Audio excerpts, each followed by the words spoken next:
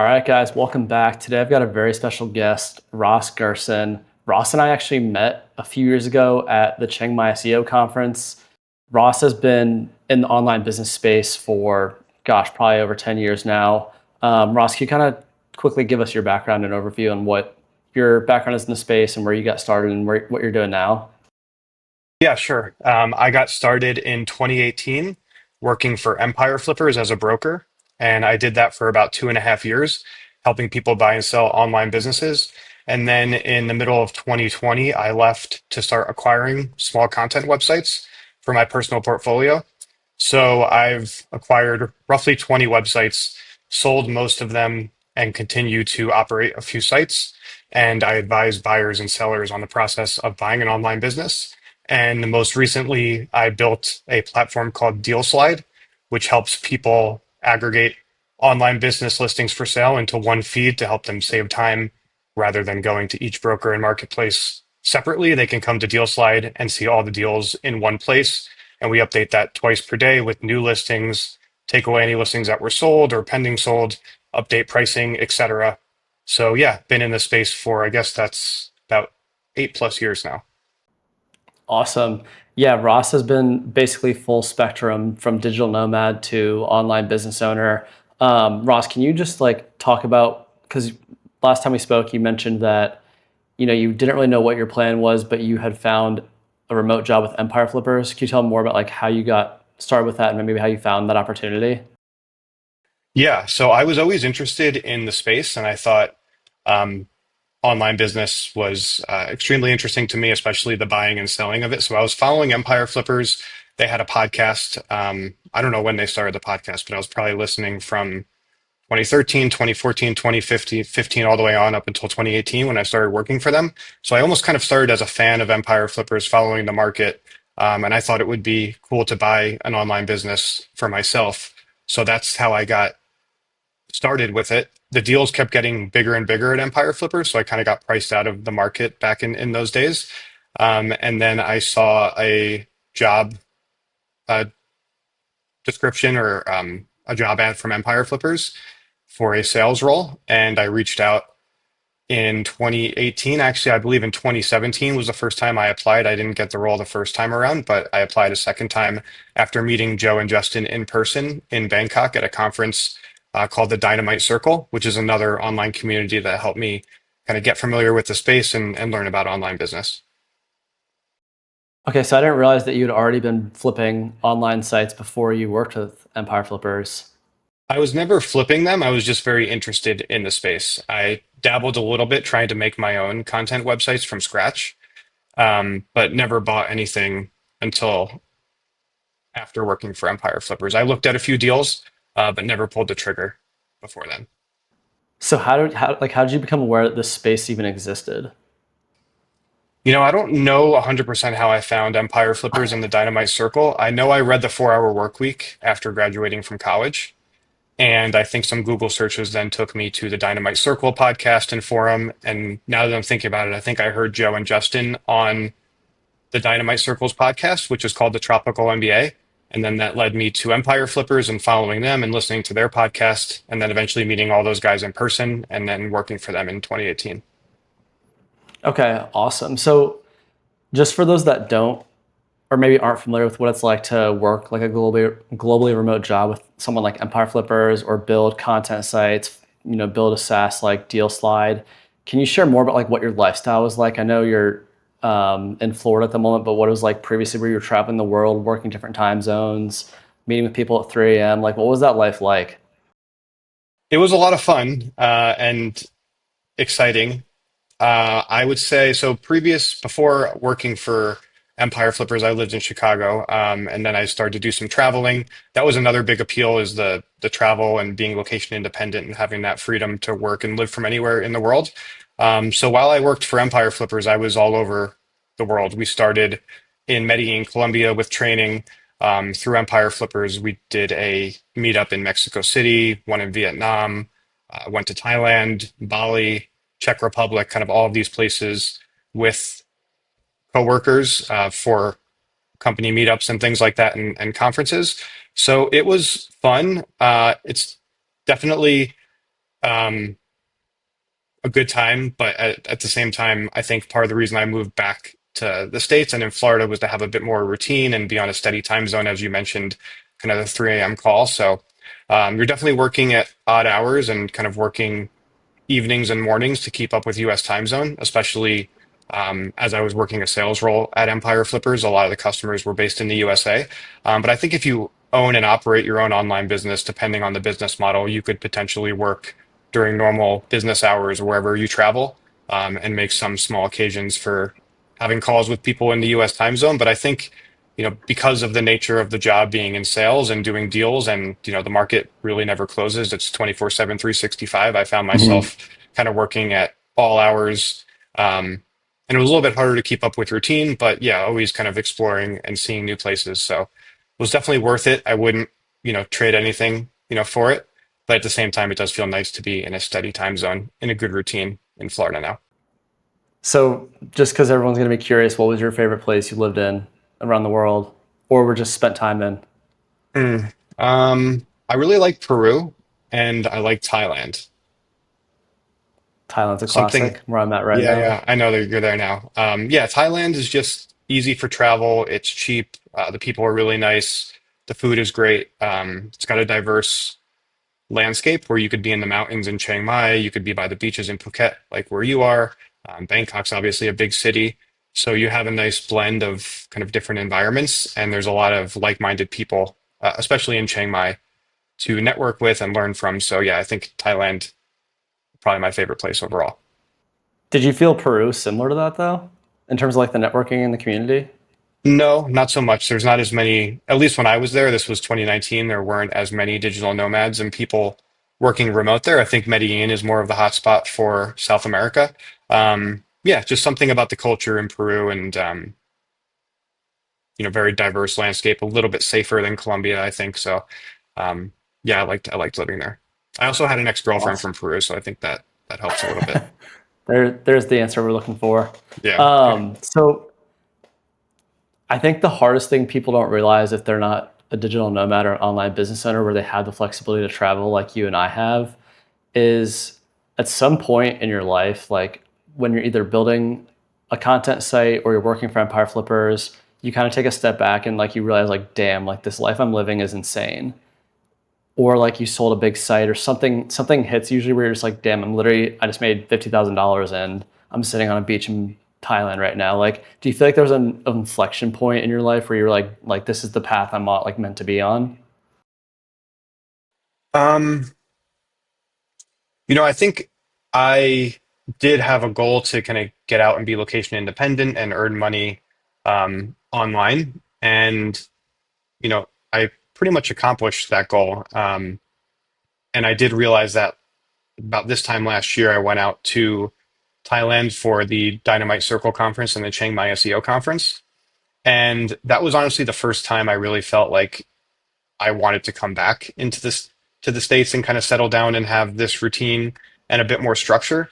I getting a little bit older and being around family is important and community and all that. And not that you can't have community and there's good people out in Thailand and other locations. It's just a little bit different when you're constantly traveling around to new spots. So I think unlike you, it seems like you've based up pretty well in Phuket and probably have a good routine Mm-hmm. and building community there. I was typically moving around a lot more for conferences or Empire Flippers would have meetups. I also worked for another company as an advisor and they would have meetups. So through them, I went to Thailand, I went to Argentina, um, and a few conferences here and there. So it was a lot of moving around, but yeah, I mean, it was definitely a great life, and it was my goal to be able to travel around and earn from anywhere. And I could still do that. I think I just feel a little bit more content being in one spot Mm-hmm. right now. So I don't know if that really answered your question. It did. From like a work perspective, maybe like business or any of the types of careers you were in when you were working remotely. Like, can you share more about like any big wins you had where you felt like, damn, this is really cool that I'm on this path, or like maybe you sold a big content site, or maybe you helped broker a deal at Empire Flippers or with WebStreet. Like, any like cool success stories you got? Yeah. I guess I could talk about some of my own websites that I've acquired and sold. Um, Yeah, definitely. Those are definitely the biggest wins from a financial standpoint.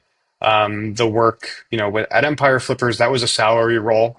Um, and there was some kind of company-wide commission based on the deals that we were doing, but not directly, related to deals that I would close. But there definitely are some memorable deals from the Empire Flipper days. WebStreet was kind of a advisor consultant type role to help them with their acquisitions. And that was a blend of, a consistent retainer and a little bit of upside as well. Hmm. But yeah, personally, I'd say the biggest wins were from buying small content sites, and some of them have grown over time, and then selling those mostly on Empire Flippers. I was actually counting last night in preparation for this call, and I've done 6 deals on Empire Flippers now, and one private deal, and have another business listed on Empire Flippers right now to sell. Um, Still own about 10 websites. I didn't realize I own that many still. But That's freaking awesome. yeah, I can't really So think of like an exact moment where I was like sitting on the beach and had this big payday. I think that you're kind of asking for, working remote. But yeah, I guess a few nice wins along the way. I feel like it doesn't even need to be a payday. Like honestly, I feel like I've had a couple like days where I'm just like, this is crazy, this is the life. But like, I feel like a lot of times I'll just be sitting like down at Nyharn or one of the beaches and just be like, damn, it's a Tuesday night and I'm watching the sunset, drinking a coconut, like working whatever hour I want. More about like the time freedom than the actual like paycheck. But um, yeah, I feel like we like kind of forget that sometimes, especially when you're just like grinding or working full time while traveling. Like it's not like we're just messing around the whole time. We're actually still working. But Yeah, most yeah, people don't realize that. They think we're just on I know 24/7 vacation. exactly. So just to give more insight into your like background and credibility, can you share a little bit more details on what you were doing at both Empire Flippers and WebStreet? How that credibility kind of led you into what you're doing now with Deal Slide? Yeah, so at Empire Flippers, I was essentially a broker. The title was a business analyst or business advisor, and I would help sellers sell their business once they were listed on the marketplace, and I would help buyers navigate the marketplace, figure out what would be a good fit for them based on their criteria, and conduct buyer seller conference calls between the buyer and the seller, help a buyer formulate an offer, bring that to the seller, and ultimately help get deals done. So that was my experience at Empire Flippers doing a lot of deals. It was a lot of volume. At Mhm. WebStreet, it was working specifically with buyers. They had quite a few different criterias for online businesses they were looking for, depending on which operator we were looking for. So I was helping them navigate the different marketplaces. So instead of it just being on Empire Flippers, they were looking for deals not only on Empire Flippers, but on all the different brokers and marketplaces, as well as offline deals. So it was helping them figure out how to go about getting all those deals, keeping track of them, and then kind of same style as I was with Empire Flippers, but more just working for them on the buy side and helping them get the best deal possible and communicate with brokers, communicate with sellers, etc. Um, and yeah, personally, I mean, I've always been interested in the space, so I'm constantly looking for online businesses to acquire for myself, or at least I was, call it from 2020 to 2024. And I was spending a lot of time going on Flippa, going on Empire Flippers, checking the different brokers and marketplaces to try to keep up on deals. And that's also something that happened when I was working with WebStreet. So that's where the idea of Deal Slide came to be, where instead of spending countless hours every week going to the 20 plus different brokers and marketplaces that have online businesses for sale, and checking on their email updates on new listings, I decided to start scraping those business listings and putting them into one place. So DealSlide right now has more than 8,000 live listings that are available from 20 different brokers and marketplaces. And you can go in there and you can sort by criteria, by your business model, by a certain type of niche, by a price, etc. So in a few minutes, you could see businesses that are, let's say, e-commerce in the pet space for sale between 100 and $500,000, and that will narrow down for all the available deals to, let's say, the 50 deals that match that criteria, rather than needing to go and spend time and track down all those deals on the different brokers and marketplaces. Then you can easily go back to see that save filter, get notified when there's a new listing that goes live, and also track certain listings. So if there's a business on, let's say, Quiet Light, Empire Flippers, Acquire, Flippa, you can see those all in the same dashboard and get notified if there's a price decrease, if a business goes pending sold, or gets delisted or sold. And it just makes the whole deal discovery and tracking process easier. Yeah, definitely. So thinking like a practical perspective, if you are either looking to get into the online business space, you're already in the online business space, or maybe you're looking to like get your toes wet, there are so many different ways to use a platform like DealSlide. And I'm not just saying it because Ross is on here. Like I've used it myself. When I started in the early days, because I was trying to figure out like what types of valuations different types of businesses were worth, from like content sites to SaaS to e-commerce. It's really good to get an idea on like what the market reads for different types of businesses. And then also like if you're looking to do something like Ross, where maybe you don't want to start a business from scratch every time, but you want to acquire something from like 5,000 to 20, if not $50,000, and try to like identify the opportunities that are available for improvement and then flip it and sell it in a year or two. That's a really good strategy if you have a really good skill in marketing, whether it's like SEO or paid ads, and you can quickly identify maybe what that business is struggling with, and you can inject your knowledge and quickly flip it in a year or two. So for people like Ross or anyone that's doing that, like DealSlide streamlines that entire process. And if you know the criteria of what you're looking for, you can literally set alerts in and get emails, notifications when those types of businesses come available across like any of those 20 different marketplaces. So yeah, I'm super pumped about what you built. I think it's got a huge use case. And yeah, again, like even if you're not really buying or selling at the moment, it's still a really good platform to use just to like gauge where multiples are at, especially for like specific verticals, specific types of companies. I couldn't agree more, Brady. So thank you for that. Um, Yeah, I constantly tell people I know it was built for buyers in mind, because I myself was a buyer looking to buy online businesses, and I was working for WebStreet, and they were looking for lots of deals and a few other buyers. But I also think it's an interesting tool if you're an online business owner, because like you just said, you can get an idea of what similar businesses to yours are selling for and who's selling them. And I think it's a great tool to use if you're an online business owner, because at the end of the day, everybody does want to sell their business at some point. So even though if you're not in the market to buy, or you're not in the market to sell your business at the moment, it's good to have an idea what's going on in the market, who the players are, what multiples look like, etc. And yeah, another interesting thing which isn't live yet on the site, but we have it in the back end, is we are tracking pending sold and sold data across the different brokers and marketplaces. So now every day when we do our scrape, which is currently twice per day, for new listings and updating the live deal feed, we're also scraping and checking if there's any updates on pending sold deals or sold deals on the brokers and marketplaces. So just in a few clicks, we could see, how many deals this month according to the brokers sold at, Empire Flippers or Quiet Light, or Flippa.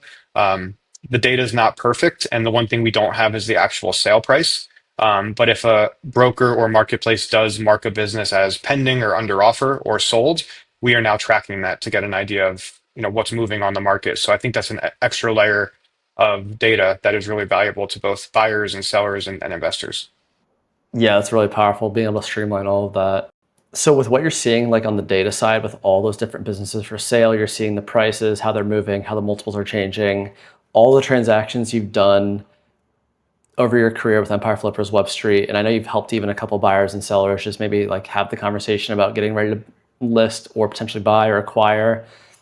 What do you feel is like, can you share some lessons you feel like have shaped your perspective on things from dealing with so many transactions, whether you're a buyer or a seller, like things to look out for, things to consider, like any life lessons you've got from all your experience? Um, I mean, I Or guess biggest from takeaways, whatever you feel like is like the most valuable that you yeah, always I remember. think it's something that you actually mentioned previously, and thinking from the buy side, but I think it's super important to take your time and look at a lot of deals and figure out what you think is a good fit for you, kind of based on the research that you're doing and the work that you do on a daily basis, and kind of what you're good at, what your strong points are. I think a lot of buyers think it sounds really interesting to buy or own an online business. I mean, obviously, business acquisitions is just sexy, and everybody wants to say they're looking to buy or in the market to buy an online business.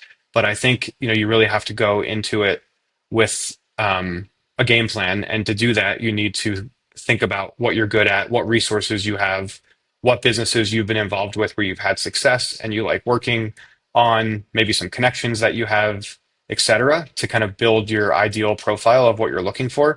And then use that to go and start looking at deals and look at as many profit and loss statements as you can, talk to as many sellers as you can, ask a lot of questions. And I think from there, it helps you filter what you like and what you don't like to ultimately lead to, the highest, probability of the deal working out. I think what I notice a lot in terms of people that make mistakes or have regrets in online business is they jump into it too quickly, or they don't even ask the seller questions or ask to do a Zoom call before buying the business. Obviously when the businesses get larger, that happens all the time.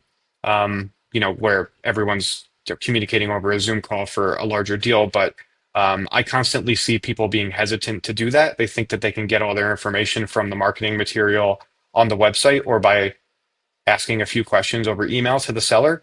And I think a lot of people forget how valuable the calls directly with a seller can be, not just to learn, about that business and see if there's an opportunity, some low-hanging fruit, et cetera, but also helping you mold what your ideal fit is over time. So, like for example, I just sold a content website on Empire Flippers that it wasn't a huge deal. It was roughly 40 grand in a sale price. I mean, for some, that it's all relative.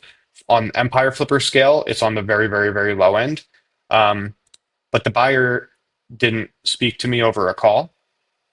They asked a question or two over email and made an offer, and we closed the deal. And he may have a lot of success with that, but personally, I would have scheduled a call with myself, with the seller, went through a whole bunch of questions, learned about the backstory of the website. It was actually three websites that I merged into one. It's a recipe site or food blog essentially, and I bought two other food blogs over time and redirected them to the main site. So, in my opinion, I think there's a lot to learn, and I'm not the most technically savvy person. The person that bought it may be a very, very savvy SEO and knew all this stuff and didn't need to ask. But I think scheduling a call, going through all these things to make sure you have the full backstory and you understand everything will help across the board and help just when negotiating and leverage in terms of closing the deal. And it's always easier to negotiate with people after there's some rapport that's built and there's some know, like, and trust. Yeah, and I think it's really important to get to know the seller and kind of understand where they're at, what other businesses they have, what their goals are, why they're selling the business, what their plans are for the future, all that stuff. Um, so that's just a fresh example because that deal actually closed yesterday officially. But I've noticed that a few Congrats. times. Thank you. Like for example, I mentioned that there were six deals that I've sold on Empire Flippers. Two of them were just over 100 grand in the sale price. Both of those buyers didn't schedule a call with me. They just asked a few questions over email. There was some negotiation written over email, and we closed the deal. And in one of those deals in particular, there were things that kind of came up in the migration process that they should have known because they should have asked that question live on a call before making an offer. So Oh, that was really? kind of a rant, but I think, lessons learned is try to like really hone in on what your criteria is based on your skill set and the resources that you have and what you're good at. And then take your time by looking at lots of deals. Like anything else, you get better the more that you do it. So, the more businesses you look at, the more, you know, conversations you have with sellers, the more profit and loss statements you look at, the better I think you're going to be in terms of having a higher chance of success. I want to ask you on the opposite end of that spectrum, like maybe a site's instead of being sold for 40, $100,000, what about like some of the larger deals you've worked on? Do you have a number in mind, like what the largest deal you ever worked on was? As a broker or advisor, Either one, roughly, whatever you feel like you got enough experience from. yeah, no, those would be like between 3 and 4 million are the largest deals I've worked on as a broker or advisor that have actually closed. And then from a personal, like my own portfolio content site standpoint, the largest deal sold is around that 100K range. But the business that's listed for sale right now, is a bit larger. It's listed for just under 400 grand, and I have two partners on the business, so I'm not the only Nice. owner. So the $3 to $4 million businesses you were advisor or broker on, can you share what types of businesses they were and maybe what stood out as to why you think they were able to grow to such a good valuation? Yeah, so the first one I could think of was way back in the day at Empire Flippers, and it was kind of in the whole FBA aggregator boom of things. So there was a lot of money looking to be deployed in Amazon specific businesses. And it was one of the biggest buyers at the time. And yeah, that was an interesting deal. I honestly am not sure how it worked out for the buyer in the end there. Um, and that was today that business wouldn't sell for the multiple that it sold for back then. I think it was kind of a frenzy of buyers competing against each other and wanting to win these Amazon deals. Um, Hmm. and then the more recent deal I can think of was a SaaS business. Um, and that was a really solid business. So it was more of a real business. It wasn't like a business that was dependent on one channel like an e-commerce brand can be with Amazon. It was a business that was more diverse in terms of was how it was getting its customers, and it was selling, I think, a freemium version and then a few different tiers of services. And there was a really strong team behind it. Um, a lot of them that came with the deal. So I think this was more of a real business, and yeah, so far I think it's working out quite well for the buyer as well. Okay. So with what you're seeing over the last, you said 8+ years that you've been doing this and seeing all the data you get on Deal Slide, what business models are you absolutely avoiding? Not just because you don't have experience in them, but maybe like the business model itself. Like where are you seeing valuations drop? Where are you trying to maybe avoid? And then on the other end, where are you seeing the most opportunity? Like what are you bullish on going forward? Um, I mean, I think all the business models still work in a way, and a lot of it depends on the buyer and the skill set behind the person or the company that's buying it. So I don't think there's like a bad or a good business model. It all really depends. I mean, personally, I like to avoid e-commerce businesses because every time I talk to a e-commerce business owner, I just realize how difficult it is managing supply chain, and having to deal with getting inventory from abroad, paid marketing. You know, there's a lot that goes into e-commerce as compared to a content site that I own, like an advertising or affiliate model. But again, it Hmm. really depends on the skill set of the operator. I don't think there's one kind of like bad model to stay away from or good ones to um, really focus on. But obviously, people want to own the customer. So, for example, like an Amazon, as compared to selling directly from your website, you have a lot more data selling from your site. But that is a little bit harder because Amazon does make it easy to make sales, and they bring the customer and handle a lot of the fulfillment. Um, so, it depends. I think a trend that I am seeing is a lot more YouTube channels being sold and hitting the market. And those are interesting to me because they're similar to the content site model that I'm comfortable with, where a lot of them just have display ads in the YouTube channels and they're making money relatively passively. Some of them are better than others. Obviously, there's some kind of like faceless channels now, and there are obviously things that you need to be careful with in due diligence and look out for. Because some videos might be popular for a short amount of time, some might be more evergreen. But I do think YouTube is interesting because of the monetization being mostly display and advertising. And similar to how I feel about content sites, I think you can branch off from a YouTube channel and expand into other avenues. Like, for example, if you find a YouTube channel that's doing well, monetizing from advertising, you could, and this, some of them don't even have websites or other offers or trying to sell something directly. So similar to how I was feeling about content sites, where if you have a good content site with traffic, I always felt like there was opportunity to expand into selling your own product or create a YouTube channel or get more social media traffic and leverage what's already built on the site. I think the same exists for a YouTube channel, the same opportunity. Yeah, I think the YouTube channel model, specifically the faceless side of it, is basically the exact same model as like content sites. If you identify the opportunity, the niche, the topics, you can have a team basically build or create all that content now. It's kind of crazy actually. And with the AI avatars, I mean, there's got to be. Are you? Do you like are the multiples for YouTube channels? Do you know like how they compare an average to like content sites? I don't know offhand. I could check in the back end and get back to you on that, but they're similar. I think people are getting more comfortable with them. I think, a year or two ago, they were a lot lower because it was the first kind of days of people buying and selling YouTube channels, but they're, I think, more in line now with a good content website. And that's also just another interesting aspect. It's a little bit of a tangent here, but because online business is so recent and a lot of these business models are only a few years old or 10 years old or whatever it may be, I think that there's a lot of opportunity to have your finger on the pulse and be looking at a platform like DealSlide to see all of the businesses that are for sale. And there is definitely an opportunity in the earlier days to get lower multiples. And as more buyers feel comfortable and it's a more well-known monetization, of course, the multiples rise a bit. But that was always something I found interesting in the very early days working at Empire Flippers is going back and looking at the sales multiples from 2015, 2016, 2017, and realizing that people were paying, like 10 times monthly earnings, 15 times, 20 times, and just seeing how low some of the multiples were for deals that then we were, then selling, for a significant, higher multiple. What business model do you see has the highest multiple right now on average? I mean, SaaS has to be up there. Yeah, it would still be a good SaaS business that has reoccurring revenue.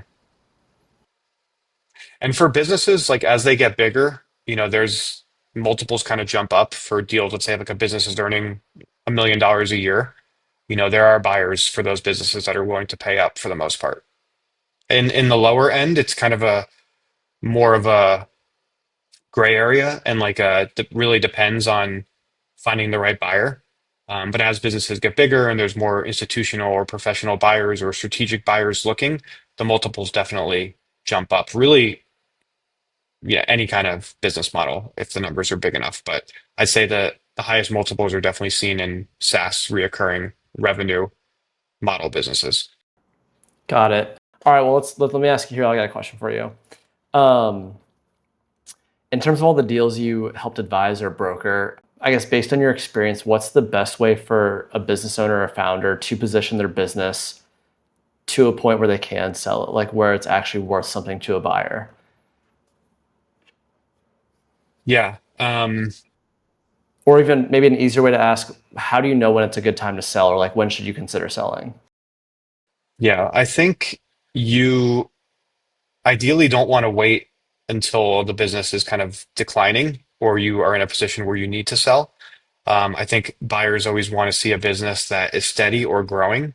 So, and also buyers want to see some age. So it's tough sometimes buyers either want to sell too early or too late. So they may, have some quick success and want to sell a business. Like, for example, I was helping someone try to sell a really amazing e-commerce business that was pretty diverse between selling from its own site and selling from Amazon, but it was only a little more than a year old. And I forget what exactly the numbers were looking like, but the seller was looking to get over $1 million. The brand was really strong, but a lot of buyers were nervous because it was a newer business and there wasn't so much age. And, there might have been a year and a half of history. So there wasn't always a comparable year over year. He's actually on the market now and I think under offer. And the business is almost 3 years old at this point. So he's had a bit more success, but he's still hearing the same critique from buyers that it's a great business, but it's still young, even at 3 years. So yeah, I think having some solid age, but also not waiting until the business is in decline or you feel like you are in a rush or need to sell the business is wise. Obviously, having all of your ducks in a row and organized finances and things that you can share with the buyer to make the process easy are important, um, as well as having a little bit of a plan in place with a team or a structure where a buyer can see that they can take over and operate the business as you were without any hiccups. I think being willing as a seller to put in a bit extra in terms of support and training Post sale is important as well. There are some buyers that don't think that's really necessary, or they want to kind of commit to the minimum amount of time that a broker may ask them to commit. But I think, being willing to go above and beyond in terms of the support and help is crucial and can help get a deal over the finish line in terms of making a buyer feel comfortable, and also portrays confidence in the business and that you care about the success of the new buyer. Um, also, I talk to a lot of sellers or business owners that don't want to use a broker because of the 10% or whatever the commission may be. I know it varies based on the brokers, and I think the overall commissions are coming down based on it being a bit more mature these days and more Mhm. competition. But I think having a broker, the right broker, is crucial, because it seems like it's easy, but it's a lot easier said than done to prepare a business for sale and make sure the finances are in place, put together all the marketing material, and make sure there's a understanding of the business, and then going out there to market it, talk to buyers, stay on top of buyers, conduct the buyer seller calls, and kind of everything from A to Z in the process. Even once you have an offer, there's still a lot of work to actually get the deal closed. So typically there's a due diligence period, especially for larger deals. So having a broker to help manage both sides of the deal and all the emotions that come up, um, is more valuable than I think people realize. And also at the end of the day, I think a broker can position for you to get more for your business that could make up for the commission that you will pay. Not saying it's impossible to find a buyer on your own, especially if you already know the person, but I think that's something that a lot of sellers overlook. Just curious because you mentioned this. Do a lot of buyers, is it under their expectation that they're acquiring the team as well? Or do a lot of them not care as much about the team if there are people working? Yeah, it really depends. I'd say as the biggest businesses get bigger, typically there's at least some sort of team that's helping to maintain and grow the business that buyers will want to have at least access to or training from. But again, it depends. Like there are some buyers that have teams in place already, so they can absorb that when they buy the business, or they even see that as an opportunity of the seller currently paying someone, but they have someone already on their team that can do that. But for the most part, yeah, I think people are looking for some sort of a team in place to help maintain the business. Um, for a smaller content site like the ones that I deal with, a lot of the times maybe there's a introduction to a writer or someone or service provider that helps with something, to maintain and grow the business. But a lot of the times there's not, a core team that comes along with the business. But as the businesses get larger, I think it's something that a lot of buyers expect. Yeah, that would make sense. What about like mistakes? Do you ever see any mistakes founders make when they're selling or in negotiation process that you're just like, oh shit, you should not have said that, or it's like this is something you probably should not reveal, Mm. or maybe just Well, mistakes in general, like with the business, how they're running it, how they've structured it. yeah. I mean, I was going to say typically I think it's best to be as transparent and open as possible, because most likely the buyer is going to figure it out during the due diligence period, if there's something that you're hiding. And when I was a broker at Empire Flippers, typically we would have a prep call with the seller before the buyer joins to go over things and talk about if there's anything that potentially they're uncomfortable bringing up. And most of the time, it would be something that we would actually advise to address on the call and to beat the buyer to it. So if there's like some sort of a legal issue that came up, but you resolved it or are in the process of resolving it, um, that might not be the best example, but something that maybe they're nervous to talk about. Um, I would always advise to have that conversation directly with the buyer and tell them. And while you're telling them, kind of talk about the solution and why it's not a problem anymore, or how you'll help them mitigate that risk or something like that. Um, to help them feel comfortable with the asset and the business. Some people may say otherwise, and they may try to hide some things, but typically, I think transparency is the way to go. Um, in terms of mistakes, I think some sellers may think that they know a buyer for their business, and then they don't run a competitive process. And I think especially as the businesses get bigger, you do want to make sure that you're maxing out the sale, even if you know someone in your network that wants to buy the business, unless it's an absolutely perfect scenario and they're the ideal buyer and it's some, special creative deal that really makes sense for both sides. I think for the most part, it's always wise to sit down with an advisor, or a broker, or at the very minimum, run the process yourself where you go out and you advertise the business to potential good fits, strategic buyers, or people that you know, that might want to buy the business and give them a chance to make an offer.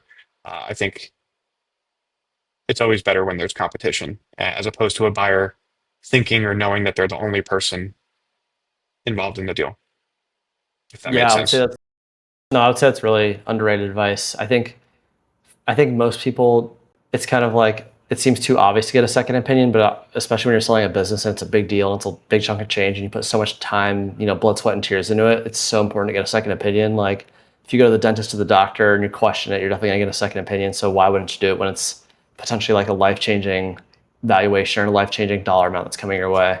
So that totally makes sense. Yeah. Um, Good.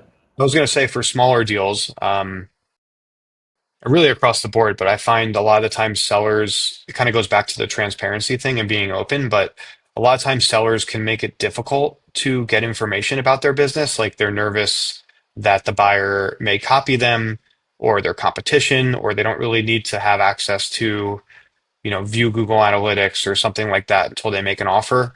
And I think that's debatable, but most of the time, I think it's going to go a long way and help lead to a buyer knowing, liking, and trusting you and actually getting to an offer is if you're friendly and, of course, you don't give them any information that's, you know, sensitive or like could hurt your business and you want to do some vetting to make sure the buyer is legitimate. But I find a lot of deals get stalled or don't get done because the seller is being a bit defensive and doesn't want to share information about their business, as opposed to kind of being a bit more open and friendly and making sure the buyer has all the information that they need.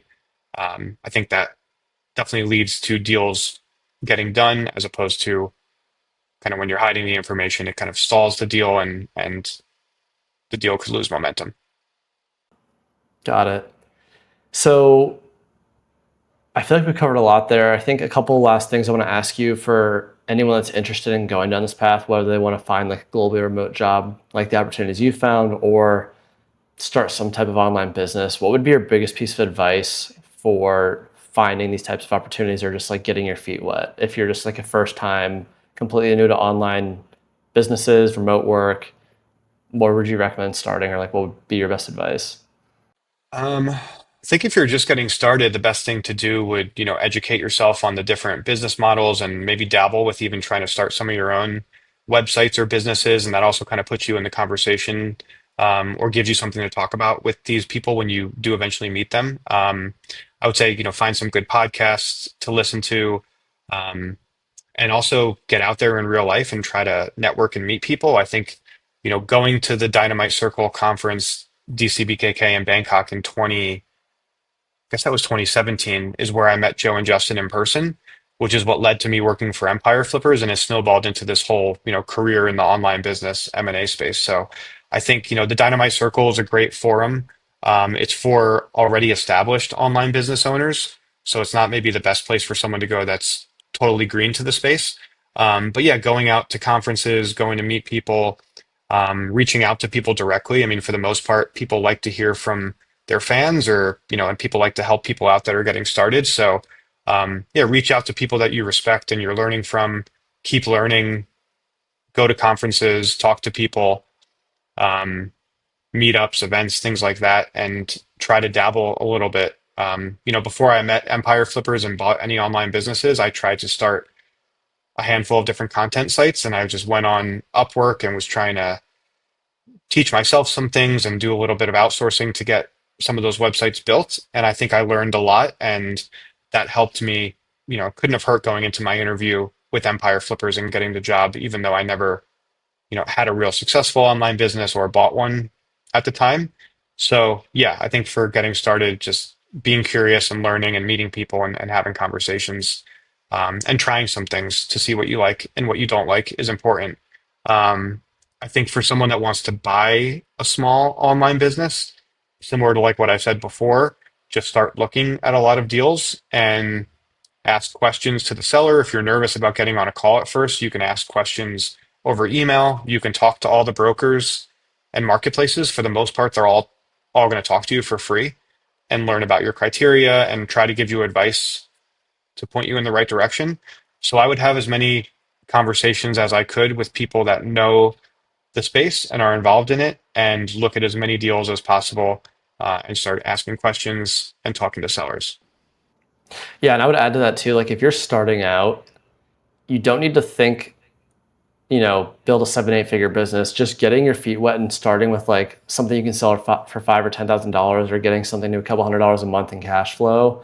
That's going to go such a longer way than just buying an existing business and trying to figure it out. It's a lot easier generally to like learn it yourself and start from scratch in some cases. So like would definitely recommend doing that before you go in and buy, a $100 or $200,000 website that you have no idea what you're doing. And like Ross said, I mean, even just having the experience of building something to a couple $100s a month online, or selling a $5,000 or $10,000 website or anything, can land you these different types of opportunities and get your foot in the door in a lot of places. So definitely appreciate that's really good advice. All right, well, I guess kind of closing out here, we kind of covered a lot. I would just say in summary, my biggest thing with Ross that I found the most helpful is what he's built with DealSlide, where he aggregates thousands of online businesses for sale from 20 different brokers.